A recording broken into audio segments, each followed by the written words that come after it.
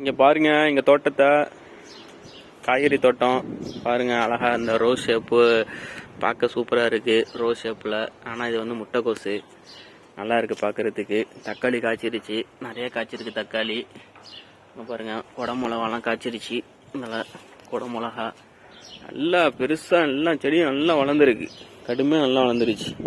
எல்லாம் நெரிசல்ல கிடக்கு. நெரிசல்ல மாட்டிக்கிட்டு எல்லா செடியும் ஒன்னா இருக்கிறனால நெரிசல்ல கிடக்கு எல்லா செடியும்.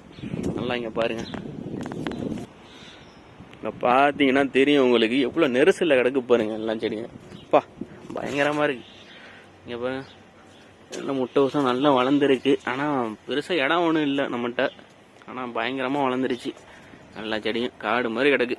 வண்டி போய் தக்காளி நல்லா வளர்ச்சி வந்துருச்சு. நல்லா வளர்ந்துட்டா ரசத்துக்கு யூஸ் ஆகும்.